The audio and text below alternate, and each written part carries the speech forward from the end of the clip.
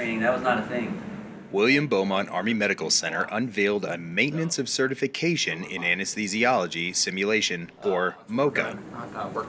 This course helps fill gaps within the region by providing closer training options for anesthesiologists needing to recertify. So this program really provides a great opportunity for regional anesthesiologists or any anesthesiologist in the country to come and participate in this simulation event.